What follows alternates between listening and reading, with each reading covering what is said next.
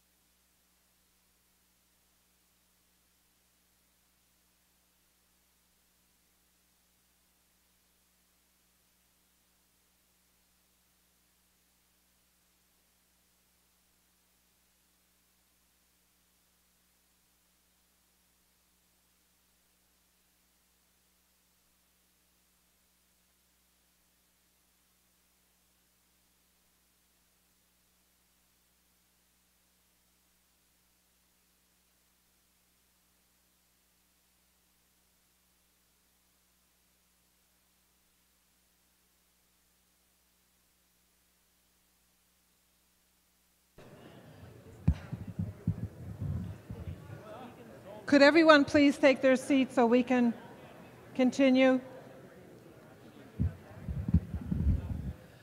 The three people who are reporting out, one from each meeting, the designated person, are you all here? Raise your hand. All three are here, great. Then we can start. Everyone in the back, if you're not going to move forward, please be quiet and we will continue.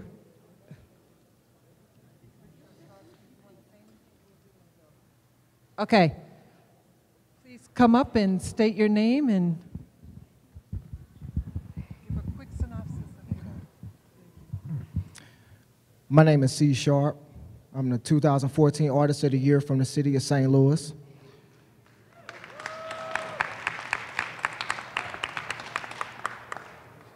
The ways that race and ethnic relations create opportunities in the region for the region to thrive is collaboration, integration in our schools for equal education, dialogue that gives everybody a chance to understand each other, diversity and equal playing fields that allow the children in our society to thrive, and a society that has the confidence in our court system as a whole to separate what's innocent and what's guilty. What stands in the way of realizing racial and ethnic reconciliation? And my point was ourself. We got to get out of our way. And segregation, the power system, focusing on the children, early childhood into kindergarten, first grade, second grade, teaching them what society is all about. And black people just kind of need to get of our own way, put ourselves in position of power to vote, completing the census, doing things like that that puts our voice out there to give us a carbon footprint. And lastly, what are the key considerations around race that we need to address in working groups and overall work in the Ferguson Commission, which is you all, which is just diversify. We all need time to heal. Somebody said that we need time to heal. African American community and the Caucasian community just needs time to heal from all the disparity and just all the disappointment that's been going on in our lives. Resources to our communities, education. Young lady, she also mentioned that racism is taught. It's nothing that you're born with, it's taught. So we also have to, like I said, pay attention to the environment that we're throwing our children in because they're soaking it up like sponges. And just racial and economic segregation is, okay. Well, racial and economic segregation is for everyone. Everybody needs it. Everybody needs to understand that the separation cannot happen anymore, and that everybody has to find a way to unify themselves in the workplace, unify themselves in the streets, unify themselves in education and government. So, thank you.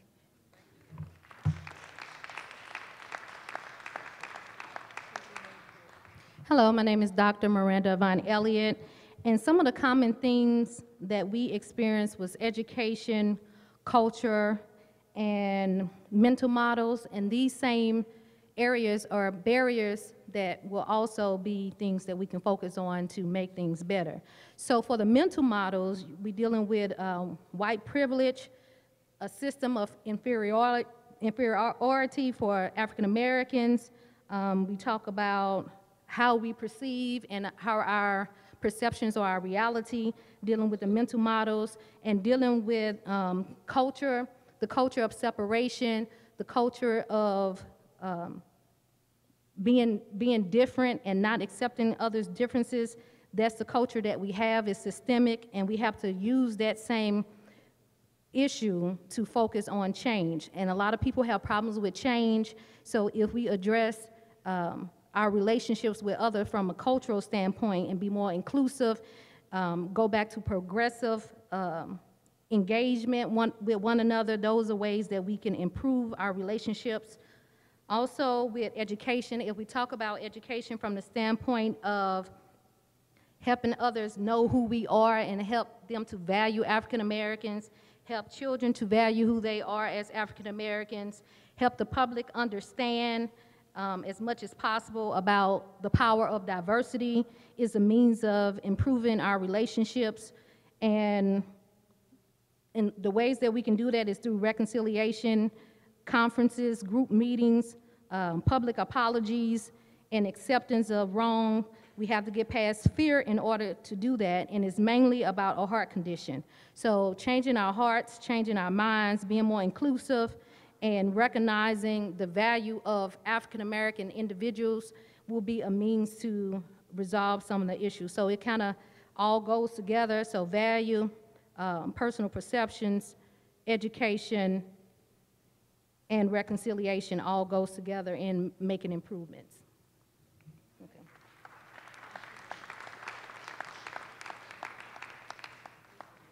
Hi, I'm John Parker.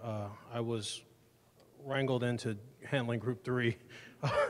It would have been a whole lot easier if I could have just torn the paper off of the wall, because we had tremendous input, and it was just great to listen to everybody. Opportunities, want to address we did talk about employee relations, employment and unemployment issues. I think it's not necessarily an opportunity, but I think it needs to be addressed within the minority community, why opportunities for minorities are missing. I talked about identifying the various groups that we are trying to help. There are 135 different cultures in the city of St. Louis, in the surrounding area. And this commission is sanctioned with trying to help the community, but by trying to help everybody, you help nobody. So we need to focus on the differences in those cultures and address the differences in each one of those cultures. There is a different culture between the African American community, the white community, the Hispanic community, the Bosnian community. We all face different issues.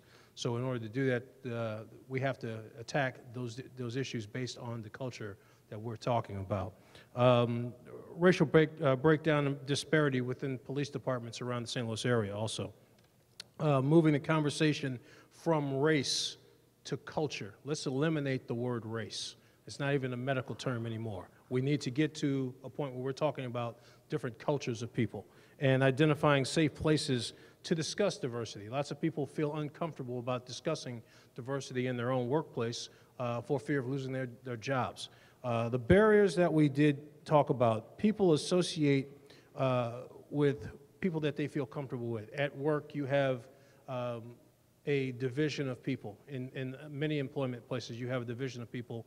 You have them, us, black, white, things like that. People are associating with people that they feel comfortable with, and we have to get them to feel comfortable with everybody. Facing the fact that diversity in a lot of companies and a lot of communities is talk. Diversity is an issue that is not eased into. It is either diverse or it is not diverse. You don't ease into it. Fragmentation of St. Louis is preventing people from knowing each other. The various communities are segregated off, and those segregated lines run much older than probably myself and many of you people do. For instance, and we talked about this, the old St. Louis question of where did you go to high school? We all know that is code for where did you grow up at. So institutional policies driving racial circumstances, people who are satisfied with who have in our area. The haves are satisfied with it, and they don't really care how the have-nots are doing. So things don't ever change because the haves control the city. The administration of companies is highly segregated by race and class. With every corporation in the city, if you could look at the upper echelon of many of the companies in the city of St. Louis, it is a racially segregated area. Understanding our own history, and this is primarily for black people. We have to understand where we've been to have an understanding of where we are, to have an understanding of where we are going, okay? And the key considerations also, identifying spaces for togetherness and inclusion within the city and the various communities, supporting businesses that bring income into low-income areas. Education system needs to begin to prep kids for the future and for a competitive and healthy economic basis of our city. And disparity, it enhances the competition for jobs. Obviously, within the education system, you have a lot of higher profile high schools in this area, and they're prepping their kids for a workforce of the future that the future is going to have, and the low-income areas are not. We're prepping our kids in low-income schools for jobs just that aren't going to be there when they come out. So, thank you very much.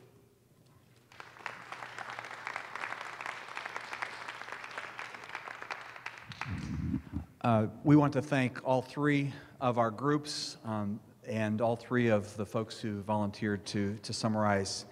I'll remind you that we take all of that data and we put it together, summarize it, and put it out on the website, so it's very much available from every meeting, as it will be from this one.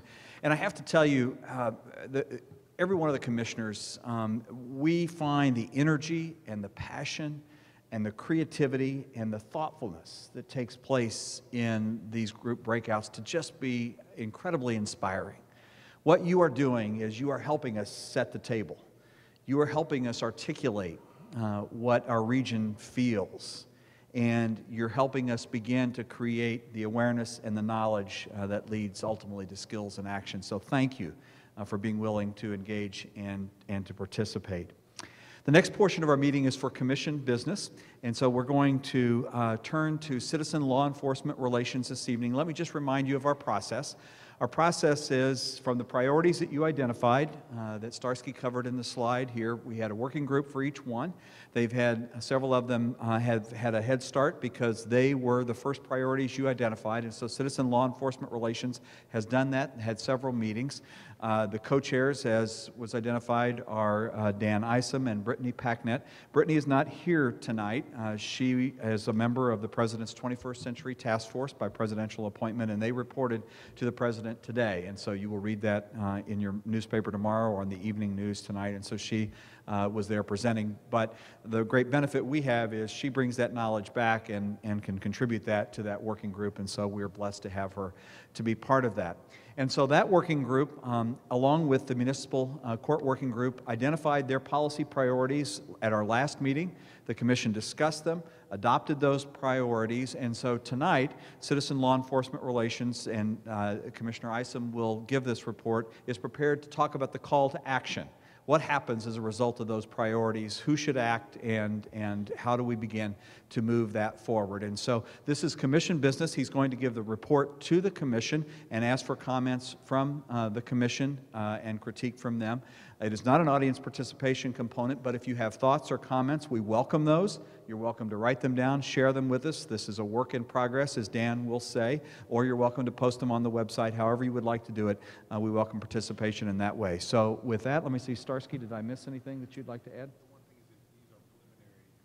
Yes, these are preliminary recommendations. This is not the universe of what this task force will recommend. They, in fact, will continue their work and have much more to do. Good, thank you. Dan?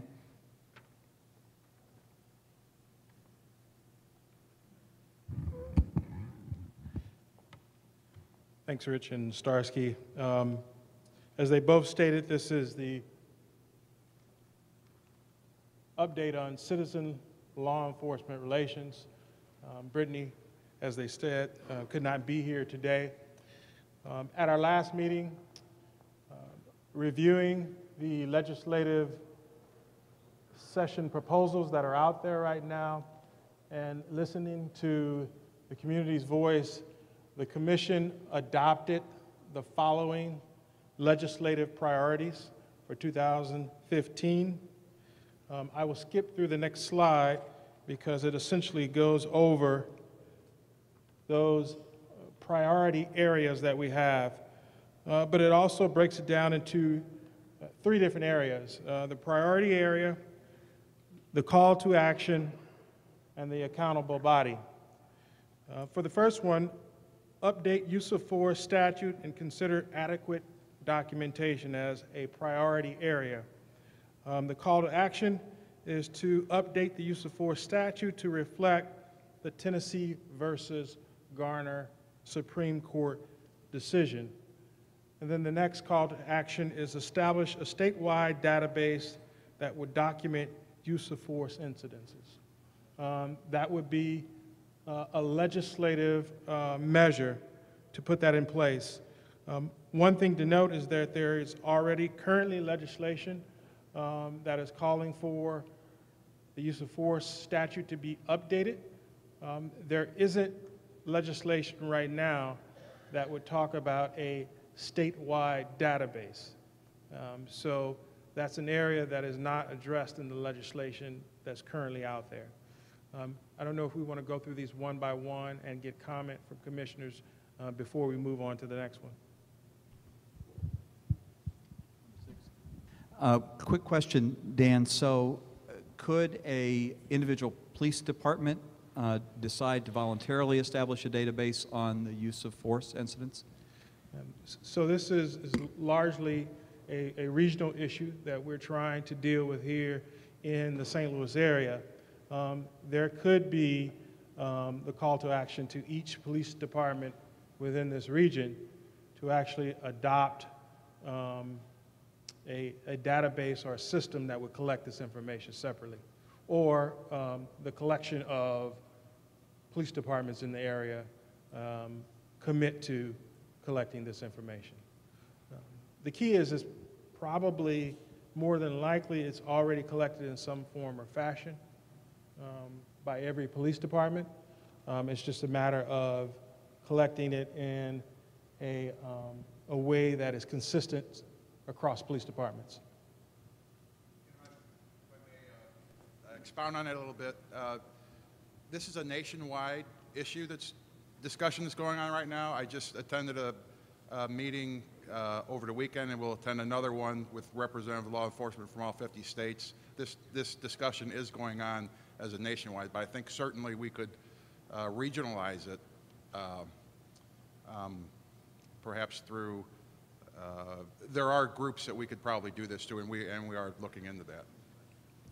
To Commissioner Albrandt's point, this is one of the development of a national database was actually one of the recommendations in the interim report from the 21st Century Task Force earlier today. It's one of the top level recommendations there.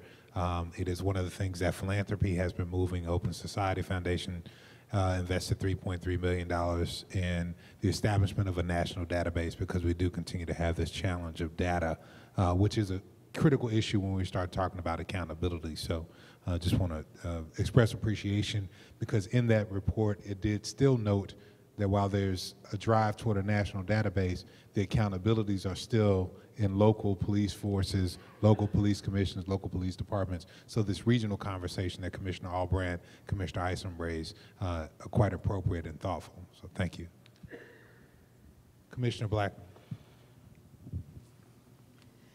In the establishment of a regional database, my question is, have you given any thought to that database including accusations of excessive force and not just proven documentation of excessive force? And the reason I'm making that difference is sometimes when you accumulate all of the accusations about something, whether the officer or the person involved is found guilty or not, you establish a pattern, right? And so a part of what has happened, even in the data that we do accumulate, is that the only data that is released is if someone is found guilty or if someone is charged with that offense. But if you have 50 people in an area reporting that excessive force has been used, the fact that those 50 cases may not be found guilty still substantiates a need for investigation in that area, in my opinion. So my question is, in this database, can there be room? I'm not saying that people should be penalized if they're not found guilty, but can there be room for a report to be kept that is accessible to the community that says this person has been accused of excessive force 71 times. They only were guilty one time, but 71 times somebody said they did it. Is there a possibility? Well, I mean, that's a great point in terms of trying to determine whether or not there is a problem.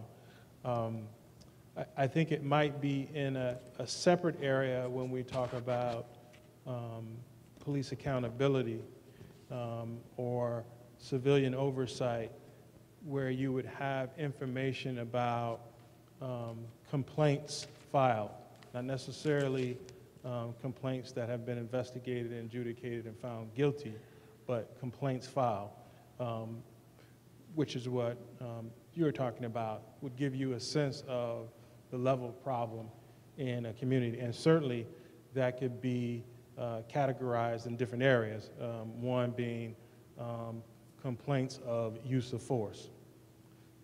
So I do think it could be done. I don't know if it would be in the same sort of database with just strictly use of force and what type of force was used. But I think that's a great point.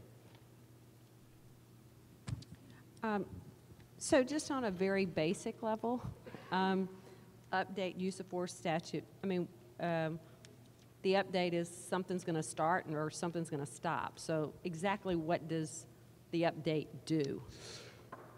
Well, really the update puts our state statute in line with a Supreme Court decision that was rendered a long time ago.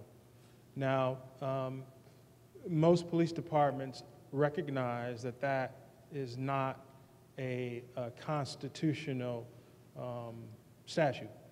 And so most police departments' policies actually reflect Tennessee versus Garner. So in reality, it won't change much in terms of specific law enforcement agencies because they're already abiding by Tennessee versus Garner. But I think it's important for the state statute to reflect what is Supreme Court precedent. And I guess what does the Supreme Court precedent, I mean, for the person on the street? Oh, for the lay this person, means, okay. Yeah, what does this mean for the person on the street? So prior to Tennessee versus Garner, a police officer could shoot a fleeing felon, somebody you believed had committed a felony and was fleeing. That person did not have to be armed. So the case involved a young kid who burglarized the house. The police arrived on the scene. The young kid ran out of the back of the house, was about to jump over the fence, and they shot the kid in the back. The kid subsequently died. That case went all the way to the Supreme Court, and it said that you cannot use deadly force basically unless it's to stop the immediate use of deadly force against you or someone else. And so that was sort of the basic gist of it, that you couldn't just simply shoot a person who was running away for a felony incident. That was an overuse of the authority of the state.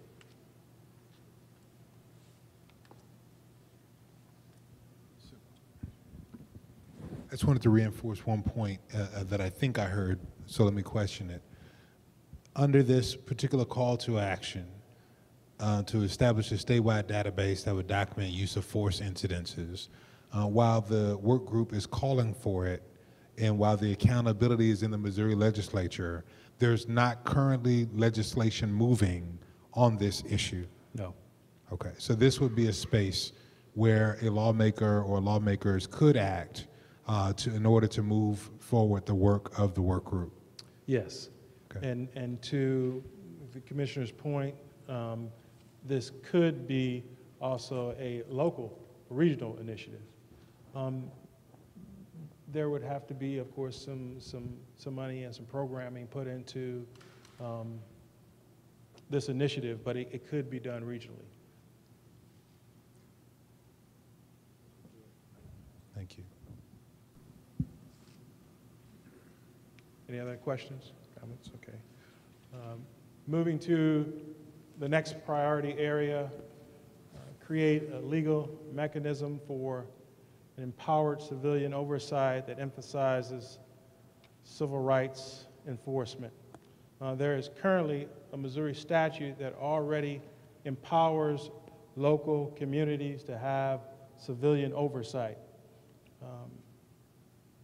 So the accountable body would be the municipalities with police departments in the St. Louis metropolitan area.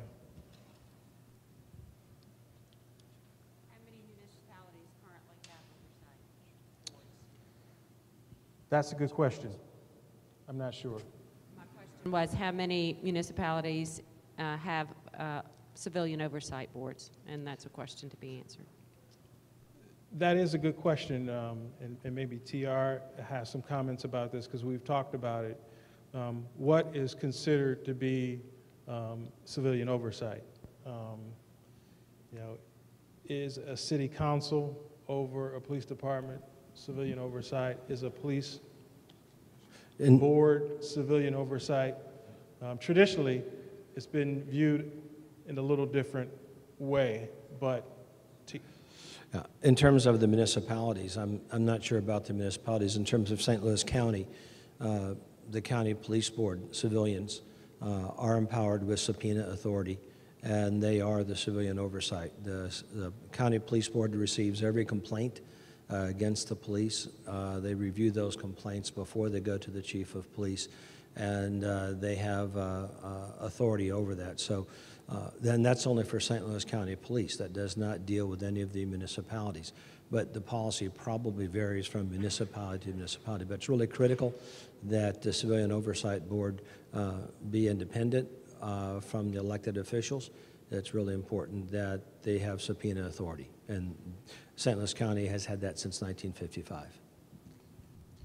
I think this is an important point, and I appreciate Dr. Carr for that context. It's also important because of kind of how we got here and for these civic engagement points. It is the case that since early on, there has been conversation and proposals and some movement around civilian oversight, both in the city of Ferguson and in the city of St. Louis. But how that moves and whether it continues to move kind of keeps with this principle of civic engagement and accountability, because these systems can be in place, but if people are not kind of paying attention, pushing, moving, then perhaps they don't actually have to work in the way you think they do or you think they should. On this point, we note and reflect and appreciate the movement in both of these municipalities, both in Ferguson and in the city of St. Louis. We expect and anticipate from our engagement with particularly civic leadership in the city that this is that civilian oversight in the city should be passed by mid-April. We look forward to continuing to monitor and report that. Executive leadership has noted that that's what they expect as well. And so this is one for us to continue to follow up on these accountabilities at the local level and be thoughtful about other places where this could translate. It would be significant if there was civilian oversight in the city and in the county. But again, as TR notes, there are these various municipalities where there's still some work to be done, which would still have some work to be done. As Commissioner Becky James Hatter said, I think part of the work of our work group will be to find out which police departments, which municipalities actually have civilian oversight. That would mean people who are not elected and have investigative powers or oversight over police departments. So that'll be our charge as we move forward. The next priority area, implement measures and standards for anti-bias training and core cultural competencies. Of course, there already exists a statute on the books for racial profiling. There is legislation out there that talks about racial profiling. But our call to action would be to have it consistent with these principles of impartial policing. So some of the areas that have been mentioned before that need to be changed in this statute would be changes in how you collect data,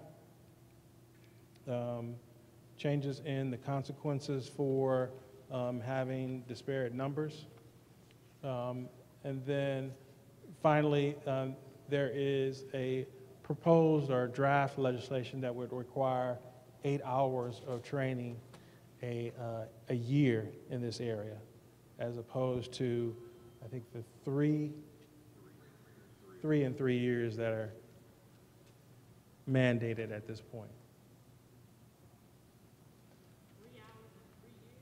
3 hours and 3 years.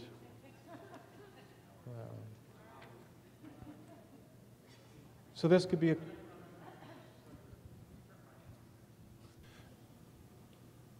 And it used to be yearly training, but the problem that we had with the mandating yearly training with your license being required on that, we had officers that were being deployed overseas, and they would come back, and the post commission would say, your license is null and void because you didn't have your training for the year. So that's why we went to the 3-year model to cover those instances. Now we're certainly in favor of increasing the hours, but we needed to move it over 1 year so we wouldn't hurt our servicemen that were coming back.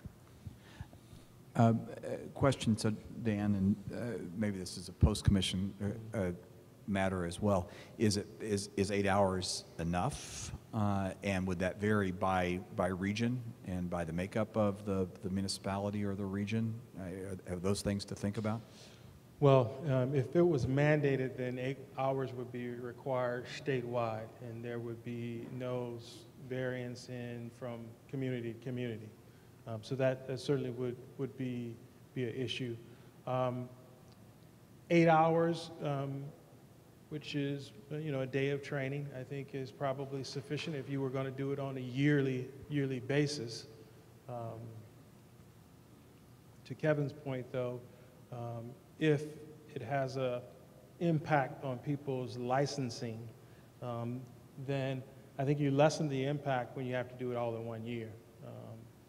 This is something that you have to consistently, I think, revisit in terms of work personally and as an organization.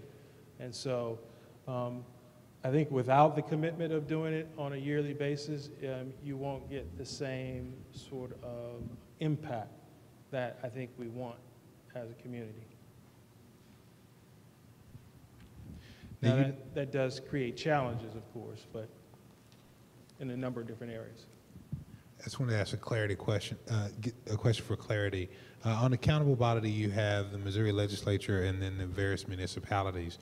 I thought, where does POST fit into this matter around training and accountabilities? Yeah, I mean, for this, POST would fit in there where you could put 8 hours of training in on a yearly basis. So POST would be in that category as well. Okay, so we have one additional accountable body here, and the Post Commission Peace Officer Standards and Training Commission falls under the Department of Public Safety. Right. So there's executive authority there for implementation, even with the accountabilities in the legislature and with local police departments as well. Right. Okay. Commissioner Black. Commissioner Dan, I have a question I just don't know.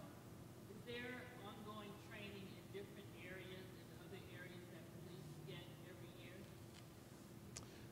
There are 4 different broad categories in terms of training. that is up to each police department to determine what they do in those broad categories. So there's a lot of flexibility in what police departments can do from year to year. My question, the reason I'm asking that question is because I have an interest in whether or not it's possible to use all training materials to be vetted for cultural competence.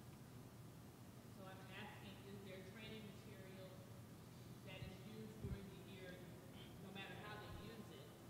Is there a way to ask for that material to be screened for cultural competence, so that cultural competence is ingrained in everything that is happening in law enforcement, and not just an 8-hour training on any day? Yes, I mean, there's a way.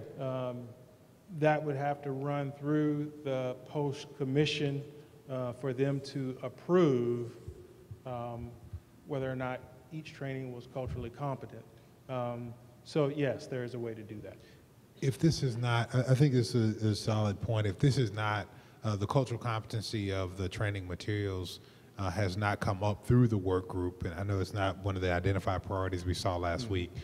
Perhaps as we continue to do this kind of iterative work in the work group, this is something that can be brought back before the group for consideration. Right. I mean, I think the key to this is that these are legislative ideas. Right. And so we didn't add some of those other items in this area, but the work that we have going forward will have more information about those areas, especially related to post. Good deal. Anything else on this particular call from commissioners? Just one point of clarity. Is this already going through the General Assembly, or? So I'm glad you brought that point up, because before we moved on, I still think that the work group and the commission really needs to define what we would like to see in terms of updates to the racial profiling bill. And Kevin might have more insight. There's one bill that's been filed. There's another bill that's being looked at. There needs to be a lot of discussion on both of the bills to reach a consensus with all groups concerned. But there is one bill that's been filed.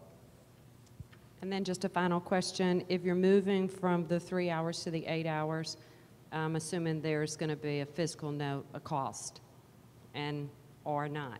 Or is that going to be a point of contention as much as anything?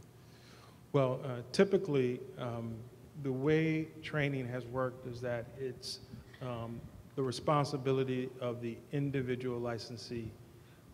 And so that, by extension, falls on the police department because they want all of their people trained.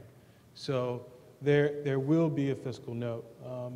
What I might mention, though, is as you add training, you're going to have to add the number of hours that officers are required to do in a 3-year period. It's just, you have to. Right now, they're only required to do 48 hours. If you're going to add 8 hours here, 4 hours there, 10 hours there, then, and especially mandated training, now you're soaking up all of those flexible hours of training that they can do. And so there's going to have to be an added number of hours that people are going to have to commit to in a 3-year period, recognizing that you're only doing 48 hours in a 3-year period right now, which is not enough. I got a question. A previous slides, it said, and I don't know if this is something the work group is possibly thinking of or working on, but is the work group thinking to, and it doesn't have to necessarily change the language, but I see update statute, and I think that's good, but I think like having a more strict statute or a more enforced statute instead of updating, because as you've seen, and some of the people who are gunned down are not even felons at all, and they're just individuals that are unarmed. So is it a way that can be strengthened, or is that something the work group is? And I don't know if that may be a training, a culture training, like Ms. Blackman had said, but. Yeah, I think much of what we're talking about in terms of updates is trying to strengthen the statute. One being, getting a better picture in terms of data collection. The other is that, what are sort of the consequences? What happens if your data is disparate? Issues like that are things that we're talking about in terms of strengthening the statute, but also issues related to training as well. Good deal. Dan, just one real last question here. In terms of what we talked about in terms of how we have the municipal courts that are holding these court hearings in police stations and police departments as opposed to being separated from the police department, and you've got some employees that are working for the police department and then they're also working for the courts. Is that any conflict of interest? I don't know, I'm asking the question. I'm not sure. But it sure seems like a conflict of interest. Do police departments work with the court system within municipalities? Yeah, they do. But the appearance certainly makes it look like it's a conflict of interest. Whether or not legally is or not, I'm not sure.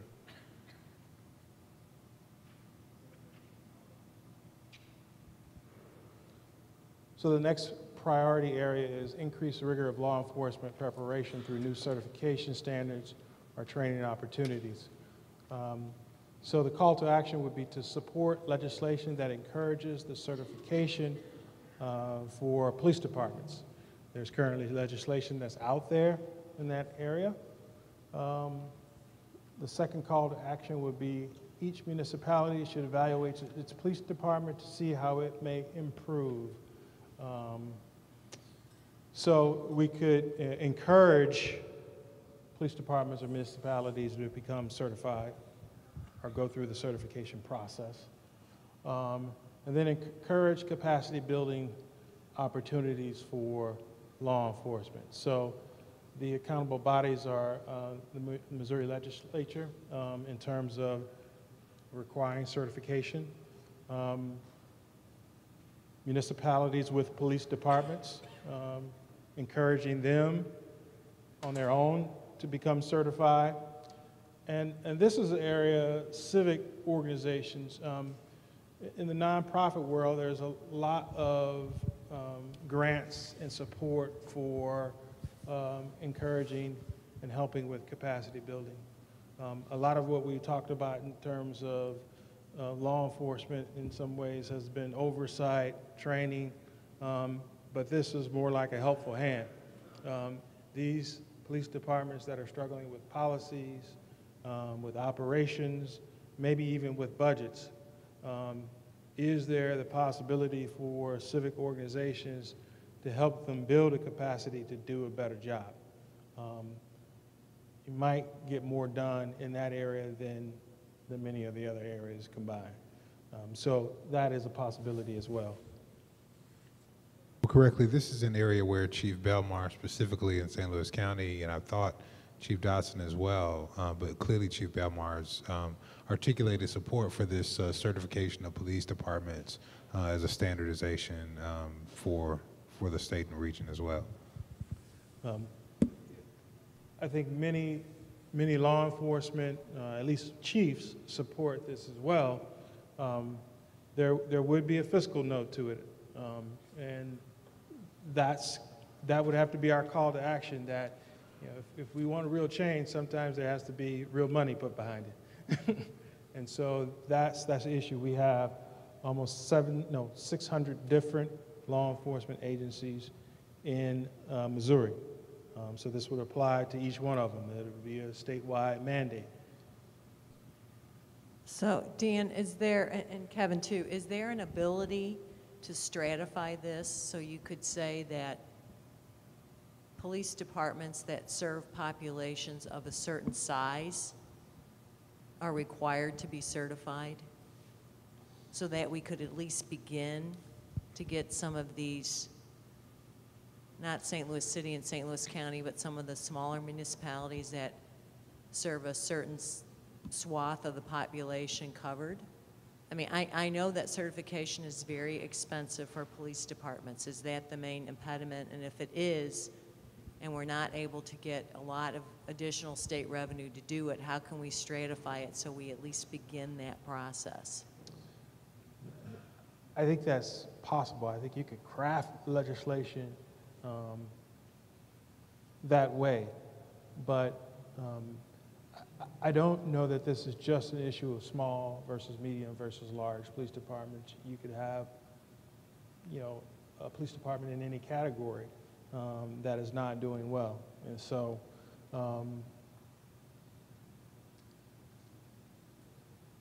it's a good idea, but a lot of work would have to be done to carry it off. So the CALEA process is about, I think, $25,000 to be certified through CALEA, and there's all other kind of little fees that go along with that as well.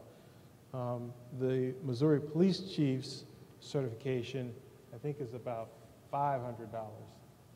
I'm not exactly sure what the cost is, but the problem is the infrastructure is not there to be able to take on that task right now. There's robust discussion about it.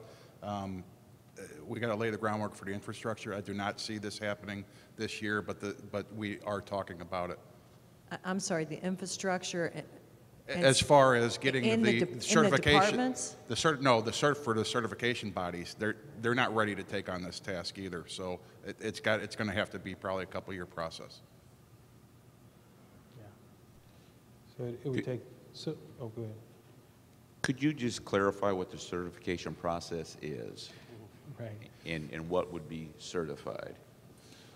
Well, it's very similar to.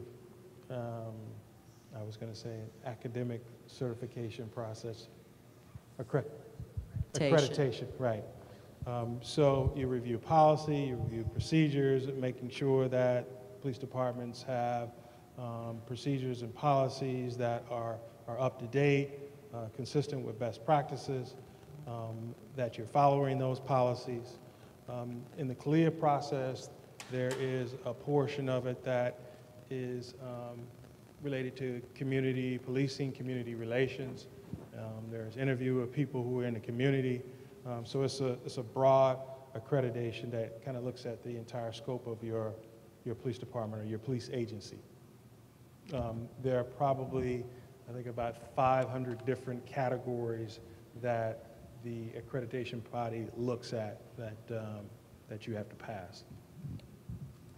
In the two groups I listened in on, there was discussion about citizen engagement and citizen involvement with their city councils and with their municipalities. This is one where a municipality that wanted a real police department with qualified officers and with the right training could say, we want to be certified. That's what we're going to do. And the citizens could rise up and demand that, in effect. And I understand the comment about capacity.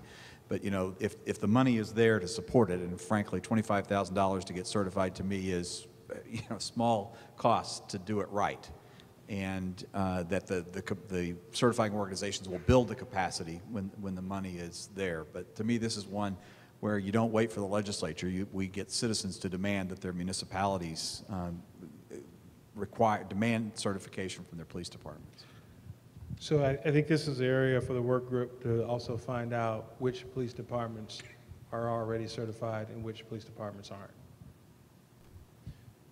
It's the same question we asked before. Is there legislation moving in these areas of call?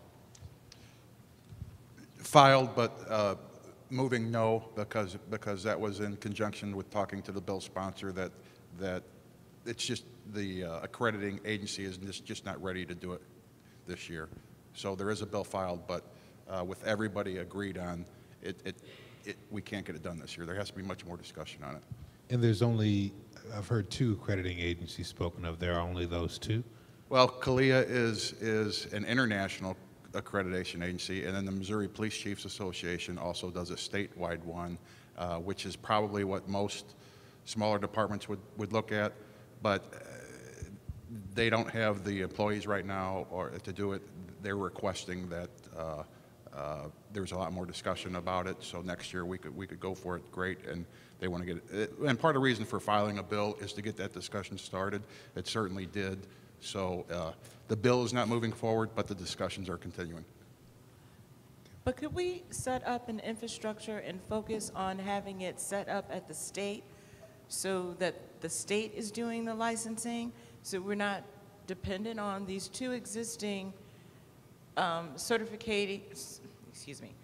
certifying entities that don't have the capacity to do it? So if we're looking long-term and we already need some infrastructure and need capacity, can we look at the cost and the long-term benefit of having that rest with the state of Missouri?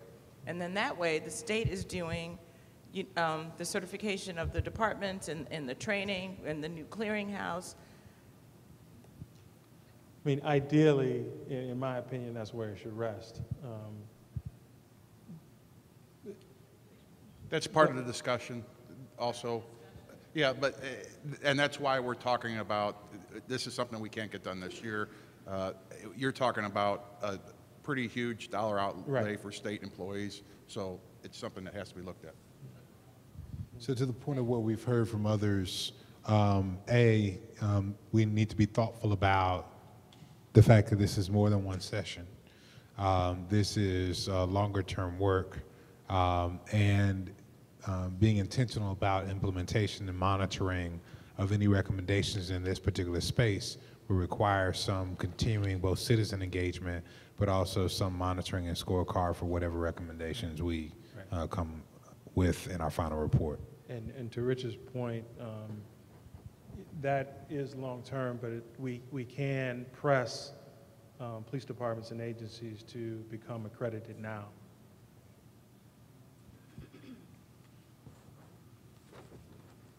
So the next item, ensure police agencies have access to prior records of prospective hires.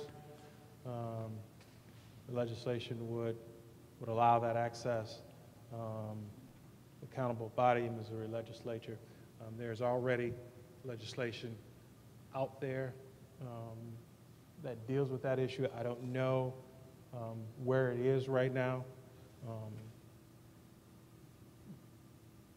but there is a bill filed that covers that area.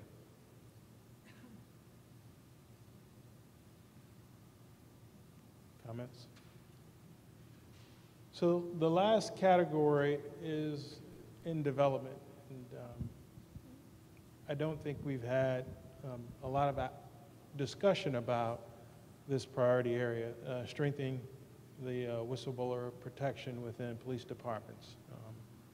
You know, what is that call to action, and who is the accountable body? The reason why is because there is already a whistleblower statute in Missouri, and it's a pretty comprehensive statute. So there's already legislation out there.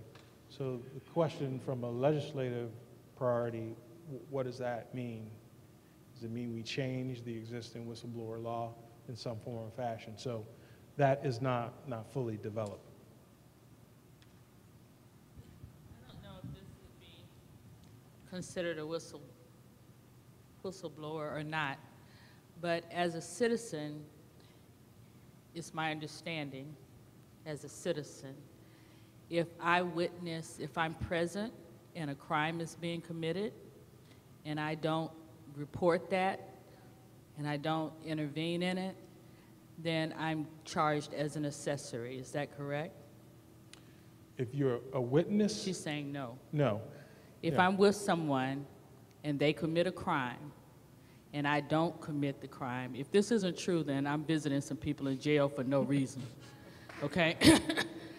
If I'm with someone and they commit a crime, but I don't commit the crime, I'm not charged as an accessory? No, not necessarily.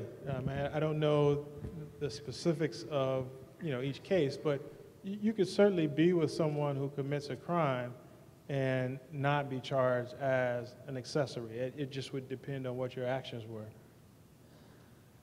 Okay, I'll leave it alone then.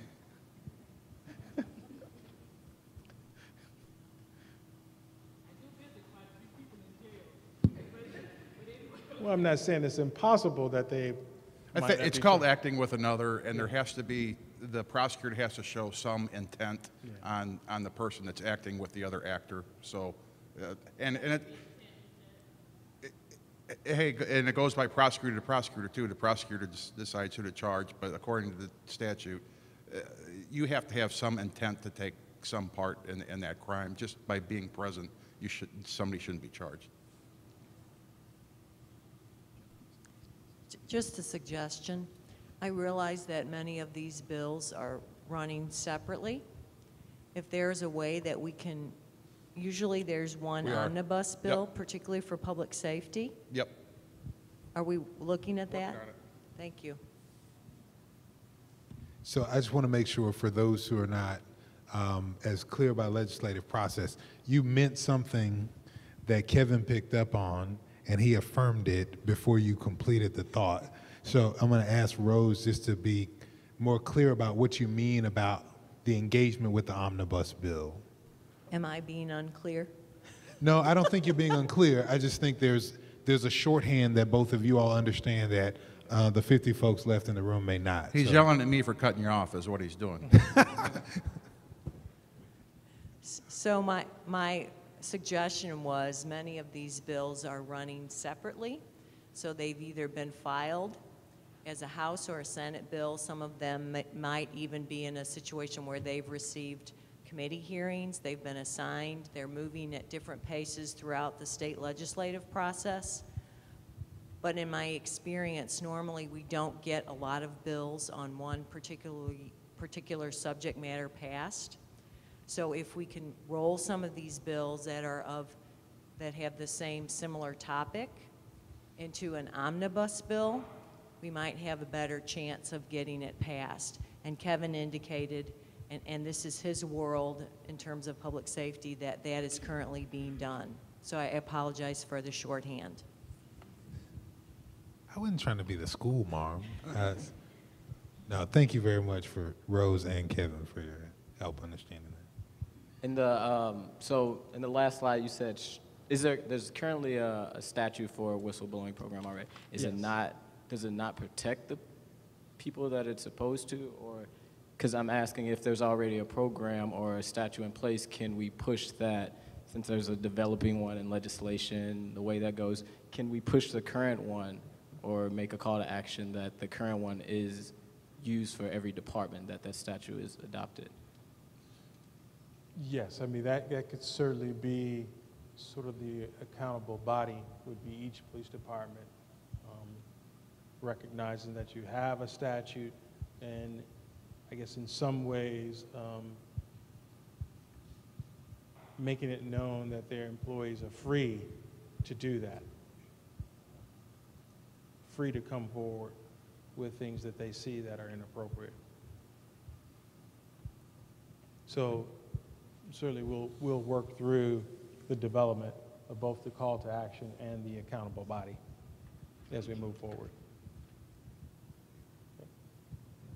Good deal. I want to thank Commissioner Isom for his leadership. I think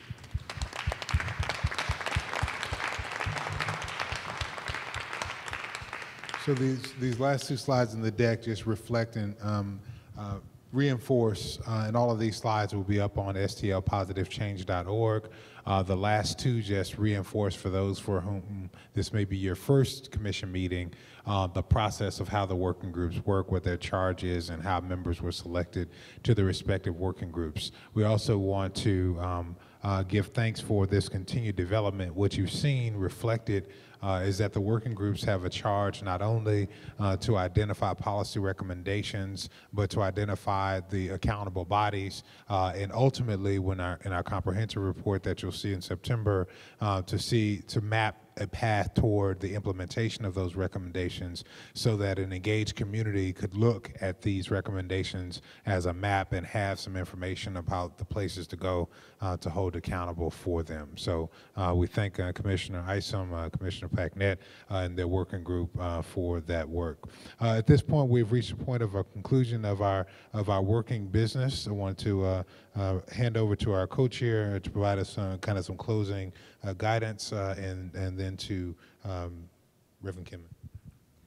Just very briefly, there are exhibits open on the Missouri, on the immigrant experience and on Utopia reflections. If you have time just to stroll through them on the way out or come back and see them, the History Museum's done a great job. Our next meeting is March the 23rd at the Sheet Metal Workers Hall, and so we welcome your participation there, and as always through the website and any other way you would like to. We're pleased to have Reverend Michael Kinman from Christ Church Cathedral here with us to close our meeting, and we're very honored that you were here. Thank you, sir. Thank you. Boy, there have been a lot of words tonight, and a lot of the people who've heard those words have already gone out into the streets. And they've been some hard words, and some painful words, and some even frustrating words. And then you make the dubious choice of giving the microphone to a preacher at the end when everyone wants to get out of here. And so I'm struggling for words. And I remember the prophet Isaiah when he was facing a tough spot and was struggling for wisdom. He realized that wisdom did not come in the fire or the hurricane or the earthquake, that wisdom came and the voice of God came in the sound of sheer silence. And so I want to invite us just for a few moments into that sound of sheer silence to consider the words that we have heard tonight, and to ask God's wisdom to sift through them in our hearts. So just a moment.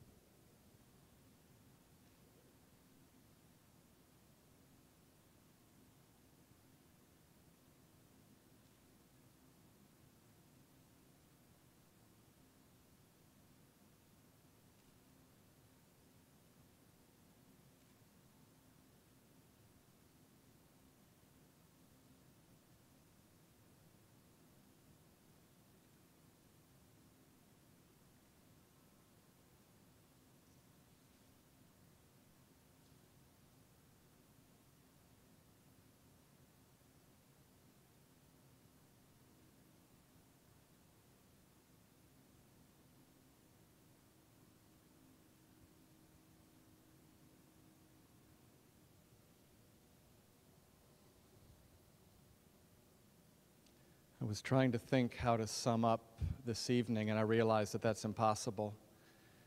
And so I wanted to reach for another word, a word that kept coming up to me throughout the evening, and it's the word from the 3rd chapter of Exodus. The 3rd chapter of Exodus is a great story. Moses is in the desert, and a voice comes out of a burning bush, and the first thing the voice says is it tells Moses to take your shoes off because you're on holy ground. And I always have to remember that when I'm hearing these words, that each other's lives are the holiest of ground. And we should make sure that when we're hearing each other's stories, we should take our shoes off and remember that we're on holy ground. But then the voice of God doesn't stop there. The voice of God says, I have seen the misery of my people.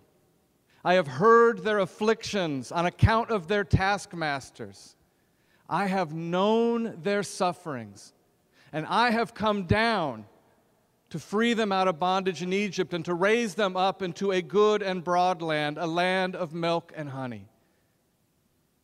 This is the charge of the Ferguson Commission. In fact, this is the charge of all of us. We heard the work that you all have done, incredible work of the first 100 days.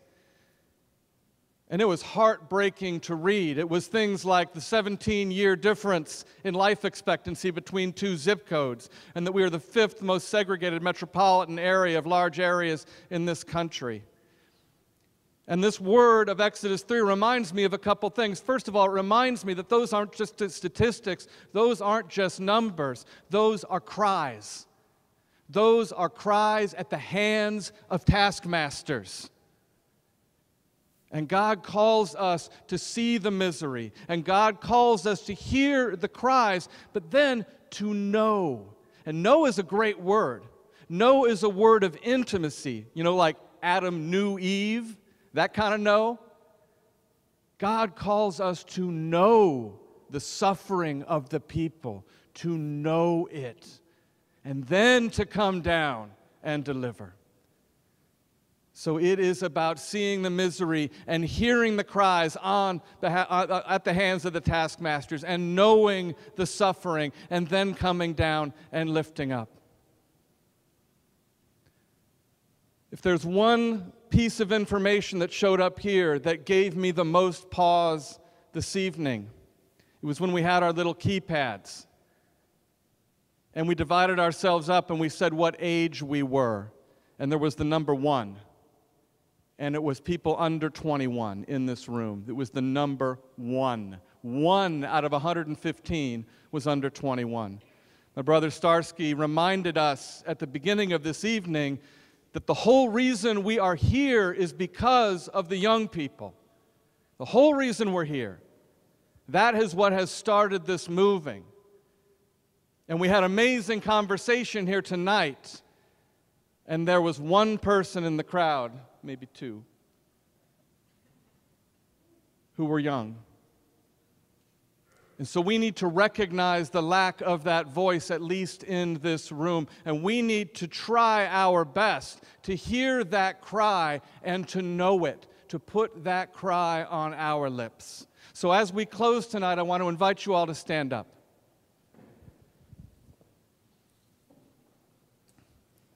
As the young people who have been continuing this movement have been my teachers, and I stand before you as someone with a huge amount to learn. One of the things that I have learned from them is a chant by Assata Shakur. And I want you to repeat after me. I invite you, as a way of hearing the cries of the afflicted at the hands of the taskmaster and of knowing the suffering, to repeat after me. It is our duty to fight for our freedom. It is our duty to win. We must love and support each other. We have nothing to lose but our chains. But we got to say it like we mean it. We got to say it because they're not here, they're out there. And we got to say it loud enough that maybe they're going to hear and know that we're with them. It is our duty to fight for our freedom. It is our duty to win. We must love and support each other. We have nothing to lose but our chains. It is our duty to fight for our freedom. It is our duty to win. We must love and support each other. We have nothing to lose but our chains. That is our charge. Amen.